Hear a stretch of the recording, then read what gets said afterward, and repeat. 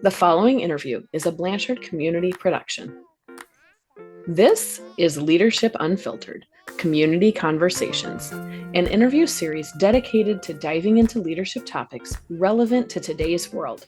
I'm your host, Sarah Hempel, a community builder, relationship guru, and passionate difference maker. Our aim is to hold a safe space for difficult conversations as we shed light on leadership around the world. So, join us as we dive into Leadership Unfiltered. Hello, everyone, and welcome to our 10th episode of Leadership Unfiltered Community Conversations. I'm Sarah. My pronouns are she, her, and this month we're going to chat about leadership and long COVID.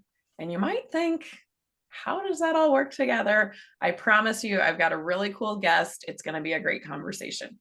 So without further ado, I am super excited to introduce you all to the ever curious and coffee-loving people champion, Michael Stafford. He's the owner of Chapter Coach and a trusted voice in coaching, HR, and leadership development. Based in Wexford, Ireland, Michael wears many hats, from associate coach with Blanchard to event host, consultant, and passionate mental health advocate. He has led through crisis, supported leaders across sectors, and is currently on a mission to make wellness and honest conversations part of everyday leadership. Whether he's working with global clients or co-creating self-care sessions, Michael brings heart, humor, and a deep belief in helping people stay future fit. And yes, he's also a trained barista. I love that. I'm just gonna have to come visit you in Ireland and get my cup of coffee. I am so excited to have you here today, Michael. Thanks for joining. No, thank you, Sarah. Thank you very much. Delighted to be here. Yes. Well, let's go ahead and start off and just kind of the big elephant in the room. We're talking about COVID. Can you tell us a little bit about your journey with long COVID and how we connect that to leadership? How has it Yeah. shaped your experience? I suppose long COVID, I suppose I liken long COVID to any chronic illness that somebody is living with. And I emphasize the word living with long COVID. I don't suffer with long COVID. I'm in control. Mhm. One of the things that I would say is, going back on my long COVID story, I was reflecting on this recently, and this is my fifth year anniversary living with long COVID. And it's taught me many things. But if I bring you back to the start during that awful time that we all went into survival mode and the world Yep. flipped on its head, the pandemic, he or she who shall not be named, but there was a time where I was just on a routine day to work and I noticed that there was an odd sensation or an odd taste in my mouth. And I was like, oh no, based on what you'd heard on the radio and the Right. media, what was coming. And I was like, I think this could be it. So I rang the doctor. The doctor was like, turn around, go home, get yourself tested, and we'll take it from there. So I had a sulfur taste in my mouth. And really from there on, I ended up in hospital and strangely enough, tested negative for COVID at the time Okay. and was released from hospital with a couple of gut issues, I would call them at the time. So just stomach pains in general and so on. And what ended up happening was I got progressively worse over the course of that time in September. And yeah, so it affected many areas of my health and many areas of my life. And although a lot of the symptoms today are managed because I'm more passionate about wellness and keeping well and keeping myself in a space where I can show up to the best of Mhm. my ability, I find that it really taught me to slow down. And the only symptom, and I say only symptom, but the only lingering things that I had now are I've no taste or smell for the last 5 years, Wow.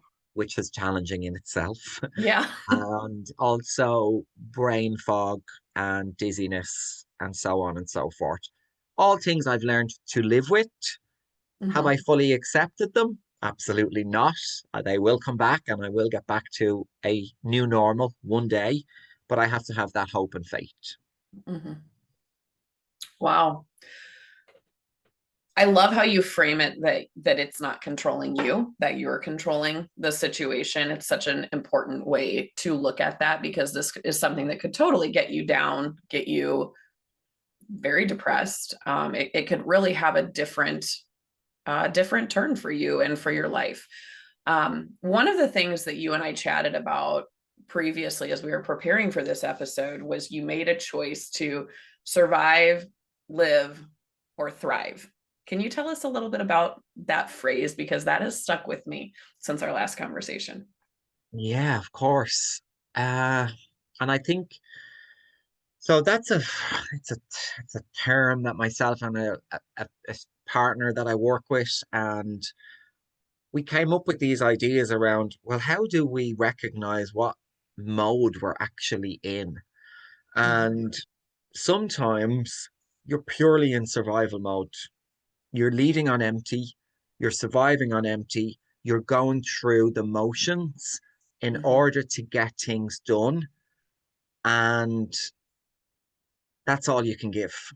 mhm, There are the days that you're flat, the days that you have to slow down. And it may be because a symptom has reared its ugly head again, or just life is just getting in the way, and we're conditioned to go into survival mode. And don't get me wrong, survival mode is just that, it's survival. It keeps mhm. you safe, it Yeah. keeps you going.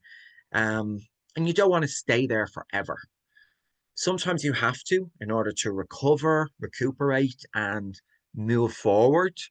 Mhm, When I liken it to, and I work with this with clients as well, if we use this framework, it very much helps to gauge where we are. So mhm, how are you showing up today? And it may be there's lots of stuff getting in the way. My health is affected, my mental health is affected. There's just life things happening to me and so on. And when you're in survival mode, that is really where that becomes almost overwhelming and you're just going through the motions, as I said earlier. mhm, When you move into living, or survive and live, or living, I liken that to a form of acceptance, a form of, what's the word I would use, a form of pacing, a yeah. form of finding a new rhythm. Mhm, And you're not in survival. So you're feeling that you've a little bit more control, you're accepting the new normal, and you're starting to make progress. mhm, When we're back in thriving, which is where we're trying to aim for each time, you're really coming back to your alignment, coming back to your compass, as I call it, mhm, coming back to your meaning. What am I here for?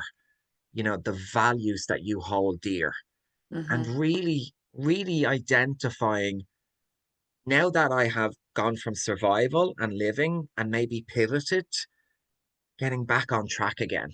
mhm, Because that's the most important, to live your life with purpose. And I don't want that to sound fluffy, but that brings me back to, am I in survival mode? Am I living or am I thriving? And if I'm mhm, living and I'm accepting that, or if I'm surviving and I'm accepting that because that's where I am today, it helps me to understand my limitations and the capacity that I have. And mhm, clients find this really, really helpful as well, just to talk about it in those buckets. yeah. Because when you are in a certain bucket, sometimes it's difficult to see the living or the thriving. So you Mhm. have to start to adapt in that survival mode. Well, what is it you can do to shift the dial? I remember in a recent coaching session that I was being coached in, because, as coaches, that's what we do. We like to get coached as well. It's important Yeah. for us for our continuous professional development. And I was asked a question around what, I was saying I was at, my energy level was at a level 5 out of 10. And Mhm, coach said to me, how can we shift it from a 5 to a 6? Great question. And, or what can you do to shift it from a 5 to a 6? But my answer, when I paused and really listened to myself, was, I'm very happy with it being a 5 right now Mhm. and not moving to a 6 because Mhm. I am hyper aware or high definition awareness, I call it, around what my limitations are, what my boundaries are, and what my energy is so that I can show up and maintain a 5, if that makes sense. Yeah. Yep. I really like that. And it's important to recognize that, like you said, you don't have to live in any one of those buckets at all of the time, right? Like you're going to just naturally with life, no matter what you're dealing with, whether it's your own trauma or a long-term illness or just a really rough day, like you Yes. may drop into that survive, but what can you do? It's around that mindset and shifting that. But it's also okay to stay in that living in the moment and not necessarily aspiring for thrive every time either. Absolutely. And also, I would say, just to strengthen that point, these are mindsets, Yeah. but there's environmental factors, there's physical factors, emotional factors, spiritual factors, there's everything that's coming into play. Yeah. And when you're either coaching with somebody or you're just thinking about this from your own perspective, it's going, where am I at right now? And what's going to serve me the best possible way? And Yeah. sometimes sitting in the mud of survival is okay. Yeah. Yeah. I really appreciate that. It's good. It's good for me to hear. It's good for other folks to hear that as well. When we think about leadership and COVID, Mm, I think oftentimes, we can even put COVID in the bucket of, like you said, a long-term chronic illness. A lot of times leaders don't talk about the invisible health challenges. If I'm looking at you, I don't automatically know Michael's dealing with long COVID, and today might be a really hard day for him. How has, working through that with long COVID shaped your identity and how you show up in yeah, leadership? And even I would say, like, I know you're a coach. How does it show up when you're coaching your clients as they might be dealing with something like this? absolutely. So let me, I suppose, unpack that Yeah, question big question. into the buckets that I heard you talk about. So if I think about it from the point of view of leadership, we talk about vulnerability as a strength, but are we actually walking the walk of vulnerability as a strength? Have we created psychologically safe workplaces where the leader can show up vulnerable? Yeah. We talk about the leader having responsibility to create psychologically safe work, team environment and so on. But has the organization created that as well? And is it holding that model safe for people to show up? Because it's a big decision to disclose a health issue. You Yeah. can get health anxiety. What are they going to think about me? Are they going to start taking work from me?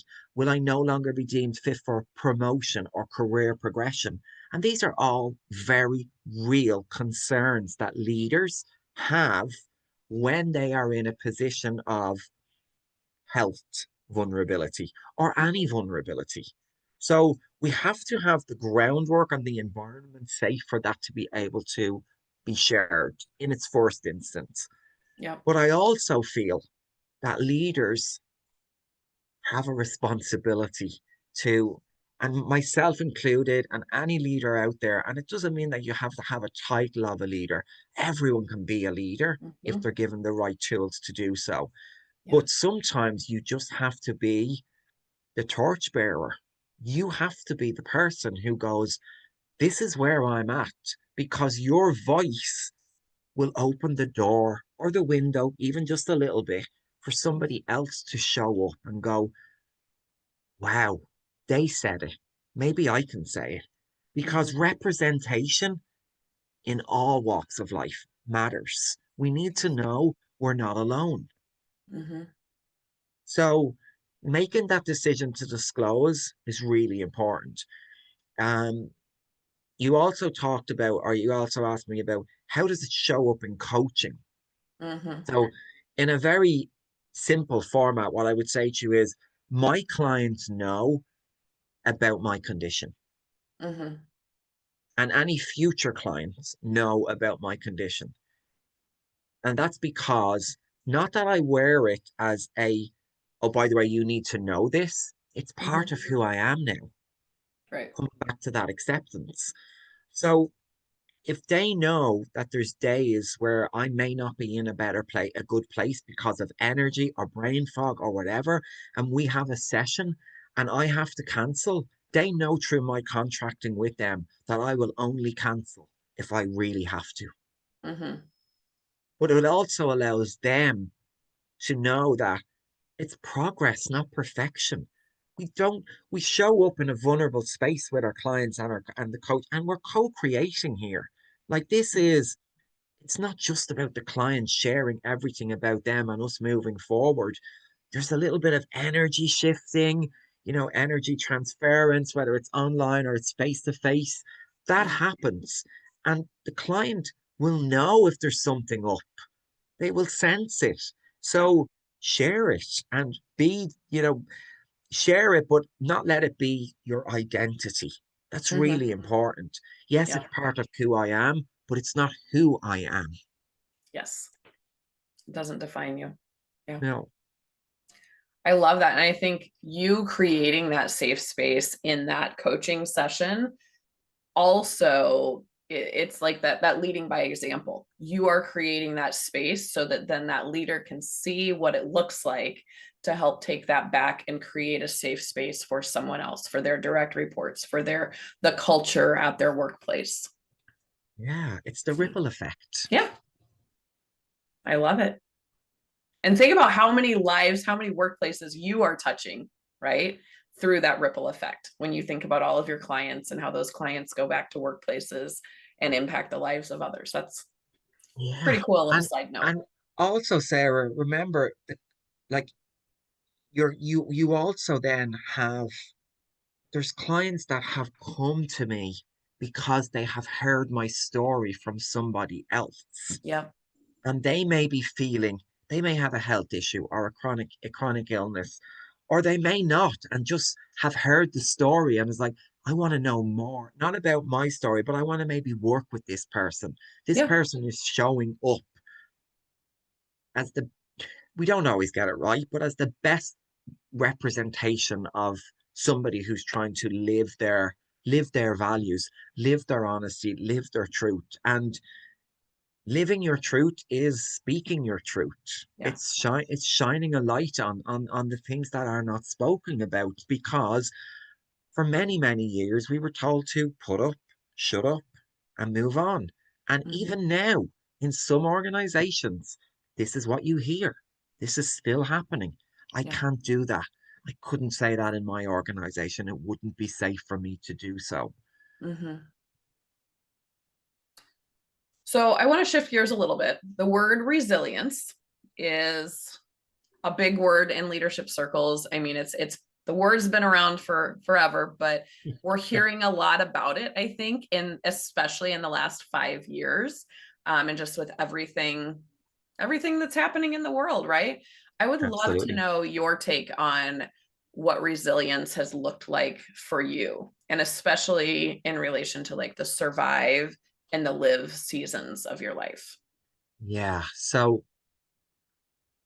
I'm probably going to get dragged through the mud for this one, but I don't like the term resilience. Okay, so I, tell me more. Let's talk about yeah, that. yeah, it's like imposter syndrome for me. It's like it's a label, and then people latch on and go, "Yes, I'm resilient." Well, show me how you are resilient. I prefer bounce back ability for me. Okay, I love that bounce back ability. Okay, Yeah, let's chat. because for me, and you know me a little bit now, there's a fun element to it.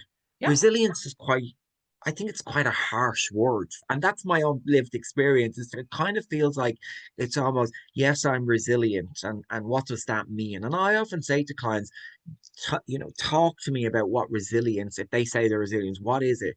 And most of the things that they say is the ability to bounce back, Yeah. but bounce back with learning. What did that Mhm. teach me? So when I talk about bounce back ability, for me, it's I'm on the floor today or I'm in bed today, but I Mm-hmm. know I'm going to bounce back. And Yeah. with that hope, I'm going to adapt and I'm going to learn and I'm going to accept and I'm going to find out what supports I need.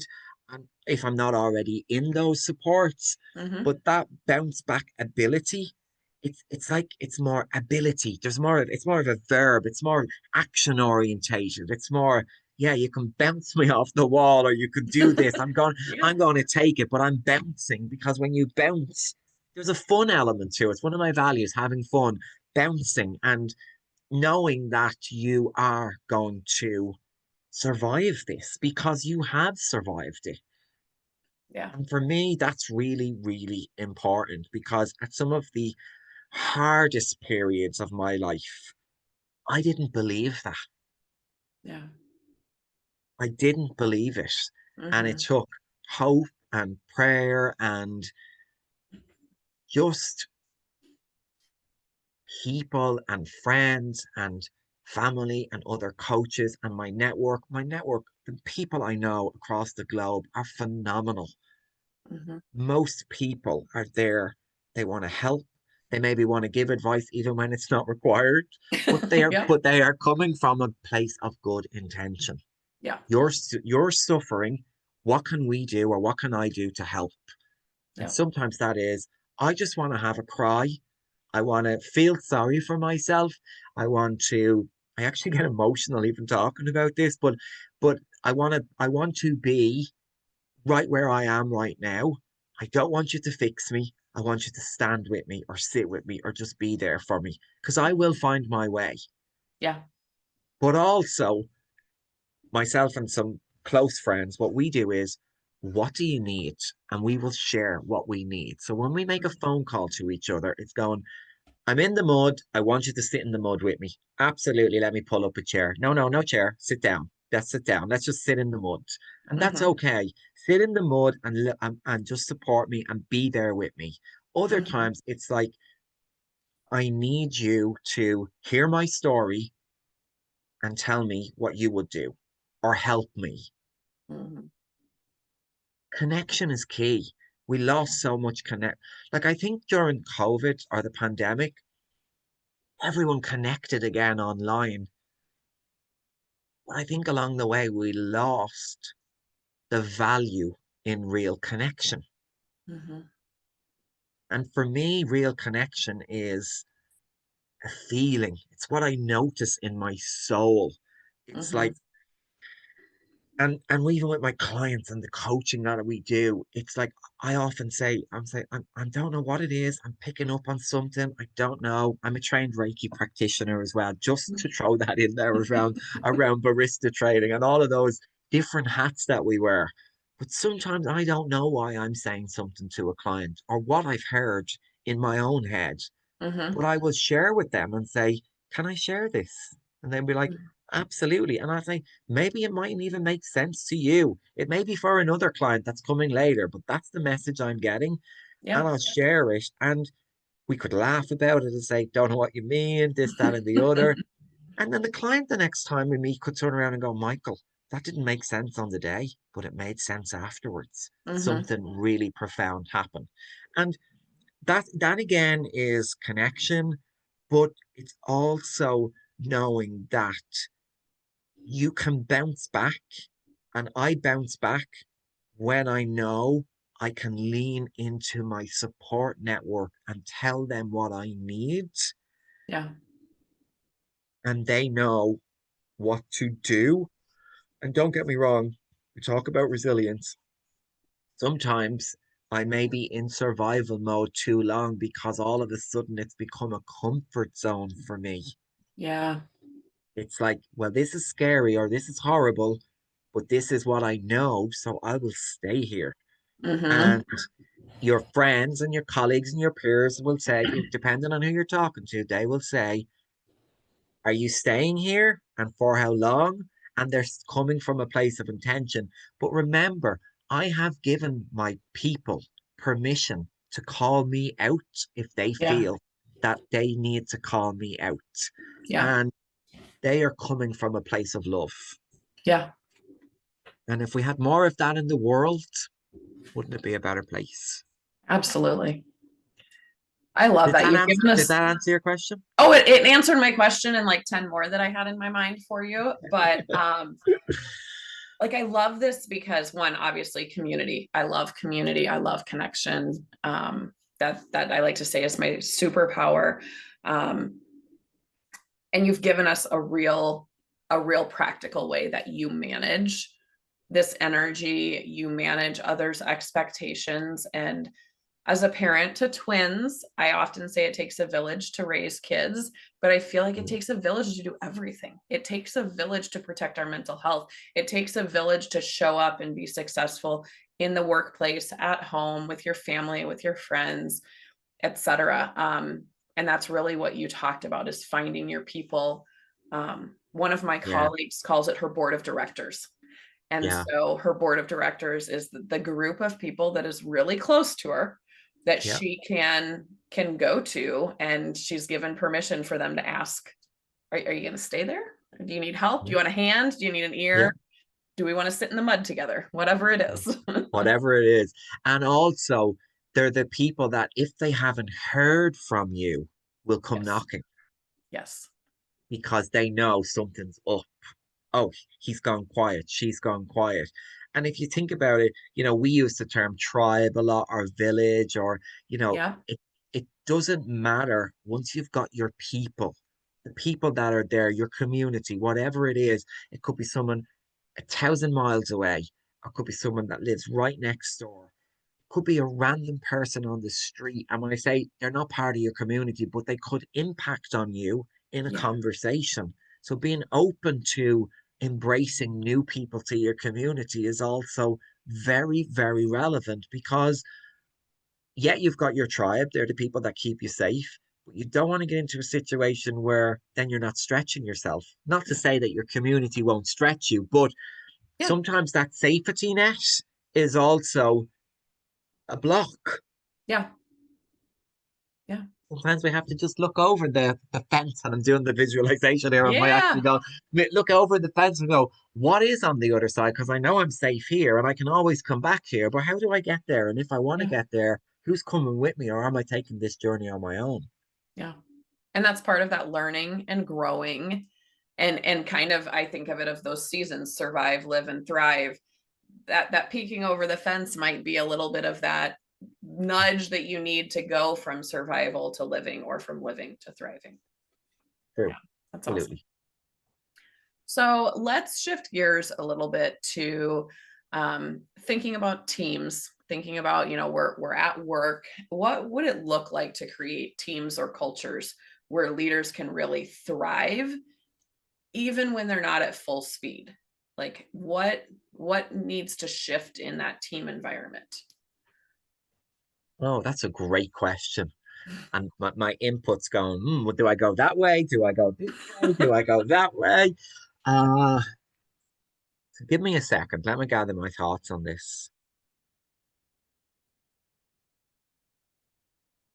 And it's important, I suppose, for me to say there's lots of theory out there. There's Mhm. lots of knowledge. We've all listened to the podcast. We've all read the books. We've all, we have enough knowledge to know what should happen. Then we have what I refer to as our lived experience Mhm. and what happens on the ground. So from my lived experience and what I have seen work well is really focusing in on individuality. And by that I mean knowing each person in the team, what they're capable of, what their ability is, how they show up, what they bring, what they need, what frustrates them, even how will I know they're frustrated, and so on. And also for the leader to be involved in that conversation so that if it's not just a direct report, it's like, well, if I'm sharing my truth with you, then you need to share your truth with me, so there's an understanding. Yeah. And I think that, you know it's like everyone is the leader. So take away your leader title or your leader role, Mm-hmm. everyone in your team has the ability to be a leader. Some may not want to be leaders, and that's absolutely fine. But you know, if you've got low energy, it's impact over hours. Mm-hmm. I recall conversations. I don't want to show my age here, although age is something to be celebrated, but I recall conversations in the past, pre-pandemic. Even that language still sounds so unfamiliar to me, Right. pre-pandemic, but it just captures such a It like does. the blip, really, isn't it? In the Marvel movies, it's like the blip, the 5 year blip. Yes, yeah, that's what it is. But for me, it's really being impactful and intentional. It's having trust with your team. It's letting them know that flexibility and inclusion is paramount to success. Like, you talked about your family and so on and so forth. Everybody has a story, and Yeah. the traditional model doesn't work anymore. Yes. And if it does, it's not, if you say it's working, it's not working, because how are we celebrating individuality and then trying to conform people to 9 to 5? Or Right. like Yes. it's like, yeah, we're all individuals, but yeah, you have to come in and fit here and so on. It's like tell your people, and I see it with the teams that I work with, if they're having those open and honest conversations, using like models like Clifton Strengths and so on, to really get a language, a common language that the Mm-hmm. team can talk. It could be the SL2 model, whatever model it is that you're using, but that's to give you the words, the language to be able to Mm-hmm. have a conversation, so that you might be diagnosing a person's ability based on a task, but stop not taking away from, that's a tool to support the Yeah. conversation. So have the conversation, and if you need help and support with tools, have it with tools. But the idea of a conversation, in my opinion, is that we both walk away feeling seen, feeling heard, feeling like we matter, and feeling like we can make a difference. We can impact on what we're doing. So some people may be able to get their work done in 3 hours. Other people might take 5 hours. Does Mm-hmm. it matter? Right. The work Like, stream. yes, it matters if there's a deadline. Of course it does. But, you know, it's even when you're not having conversations, or you've lost the opportunity to have a conversation in real time because life or work got in the way, I Yeah. think it's really important that we have the ability and that we do circle back. Yeah. What would we have done here? What could we do differently to make this better the next time? Yeah. Or or even what were our learnings? Yeah. So if a leader is creating a space for people to show up and be their true selves, celebrating diversity, celebrating inclusion. And I mean celebrating it. I don't mean words on a wall. I mean actively living this, being an advocate for change, really looking at it from the point of view of you matter. Like Yeah. I I I have worked with leaders, and I continue to work with leaders that are so inspiring, because they show up every day as themselves, and they tell people and share with people where they're at, and the conversations of vulnerability that they have afterwards with their team. Like 70% of the engagement of employees lands with a manager, according to Gallup. So Yeah.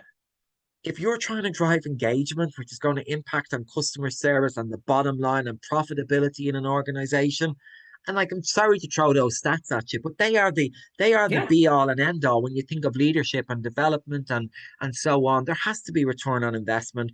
Leaders need to know that these conversations make a difference to the bottom line, Yes. and it keeps, attrition and retention and even onboarding, offboarding. It tells other organizations that your organization gets it and is doing it well. Mm-hmm. And even if people leave for whatever reason, because they found a new job somewhere else, and you wish them well, because they're going back into the workforce talking about how good your organization was. Mm-hmm. Yeah. that is advertising that we cannot pay for. Right. Yeah. Absolutely. Absolutely.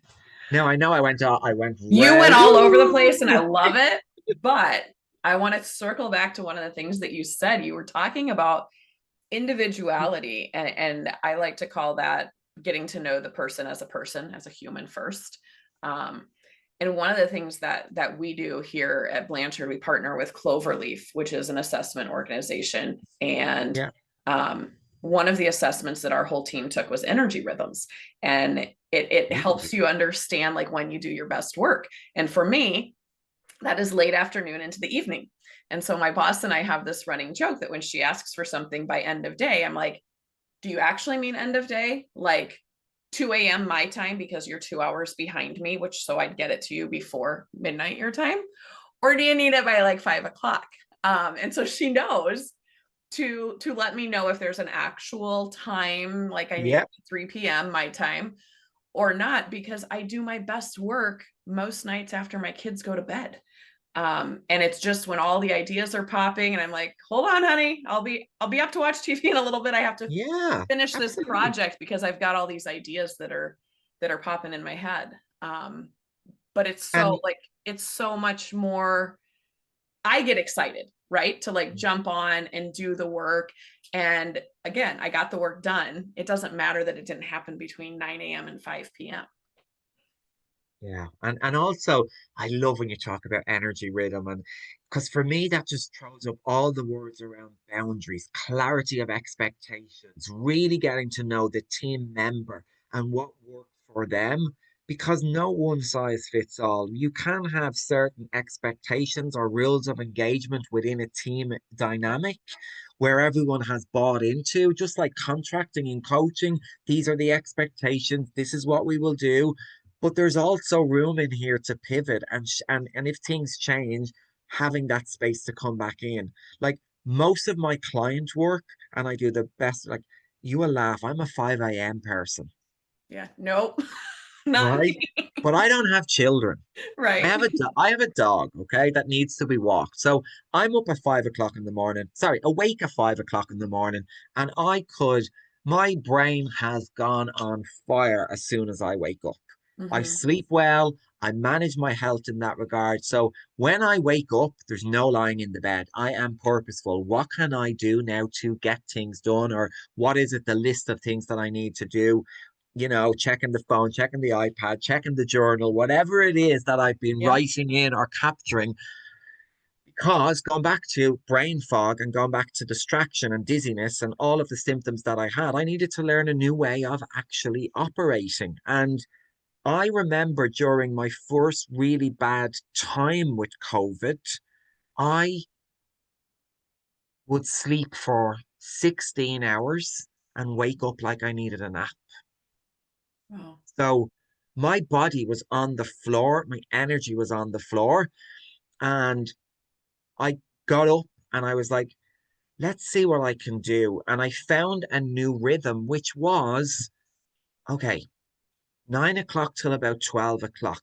All I can give is 3 hours because Yep. then I refer to it as my nana nap. And my husband JR was the same. He used to say, are you going in for your nana nap? Which is like your little, your 40 wink, that little sweet spot of just closing your eyes, siesta, Yep. depending on where you're coming from in the world. And it's just that moment where you would sleep and go. But my nana nap was 5 hours long Mm. because I was unwell. And when you talk about energy rhythms, it was really clear for me where I was like, I needed to tell people, you're not getting the best version of me right now. You're getting a version of me where I'm in survival mode and having to cancel clients and move clients on.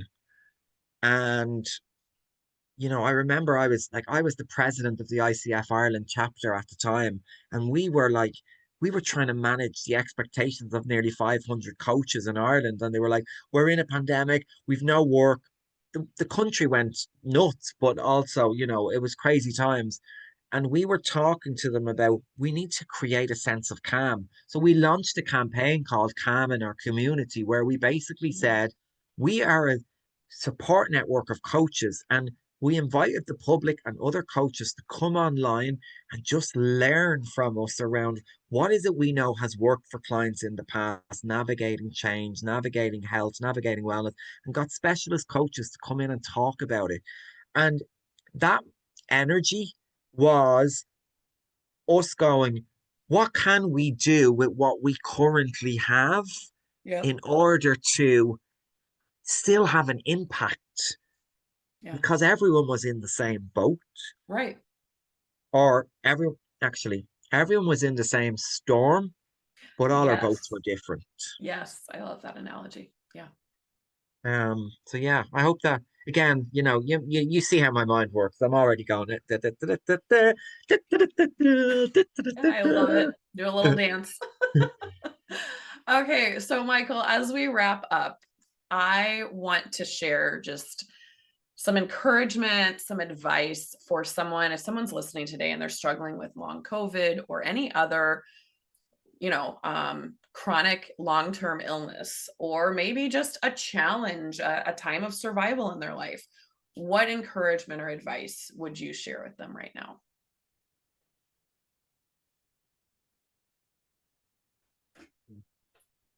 I love a question that gets my brain to think, but also stops me in my track. So that's a good one, Sarah.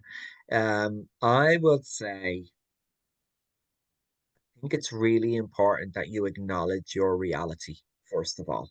You've got Mhm. to accept where you're at. That's self-reflection, accepting that reality. Then I would say, listen to other people who have been struggling or are struggling. So find a network, find your people, your tribe. Mhm. Not necessarily like not necessarily a tribe of other people that are sick, so to speak, or living with chronic illness, because that can be helpful, but can also cause other issues as well. So Right. finding your what works for you, Mhm. reaching out to those signposted organizations, and no matter what country you're in, there are support networks and support organizations available. So reaching out, and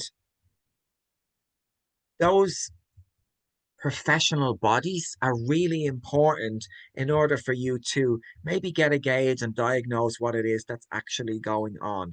And then I think once you've accepted your reality, reached out for help, practice gratitude. So We important. talk about this as if it doesn't matter sometimes. People talk about gratitude. Yes, I'm grateful, but really practice it. For me, it was one of the things that I was like, I'm grateful that I'm alive. I'm grateful that I can share my story. I'm really grateful, and journaling it and writing down your thoughts. But then I think know that you're going to move into thriving again, but it may be a new thrive. It may be something that was uncharted territory for you, Yeah. but you're going to find a new normal, and that Mhm. will become your normal. And it doesn't mean that will define you. You know, I called my business the Chapter Coach for a reason, because every area of your life is a different chapter or a different page in that Mhm. book. And it's really important to go, that's what we need to do to focus in on acceptance of your reality, being razor sharp about your alignment and where you're going and being purposeful in that regard, and leaning into your toolbox, whether it's your mental health toolbox or your physical toolbox, like exercise, all of those things, the sleep, whatever it is, Mhm. to maintain your wellness or maintain yourself so that you can shift into thrive. And when you're in thrive, stop and reflect and go, oh my God, I'm here again because Yeah. I've been here before. And that, And you made that it will back. give you that bounce back ability, that resilience that we spoke about moving back into that place and saying, ah, this is familiar. I might not last, so I'm going to savor this. I'm Mhm. going to remember this because this is what's going to bring me back to this place when it gets shit again. Yeah. I love that. What a great reminder. I love taking pictures. and I save some of my very favorite pictures to my favorites album on my phone, so that when I'm having those moments and I need to like find that hope, find that happiness, that thing that's going to get me out of survive, I can go scroll through those and just be like, okay, this is why I'm doing it, and this is why I'm going to do XYZ, put one foot in front of the other and Yeah. make it back to that spot again. Love that. I love that. So just and then you spoke about your visual and just seeing that and knowing this is what matters to me. And that is Yeah. an example of you leaning into your toolbox Yeah. to get you to where you need to go and remind you when you are in that mud. Yeah.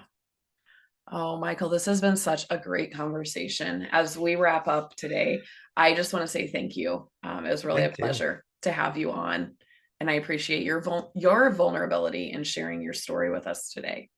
Well, thank you for inviting me to speak on this topic and for holding space for me to share my story. Yes, absolutely. I also want to say thank you to everyone else who's joining in and has shared in this time with us. It's great having you here. And until next time, I invite you to join us in the Blanchard community to unpack some more great conversations around leadership. Bye. Bye.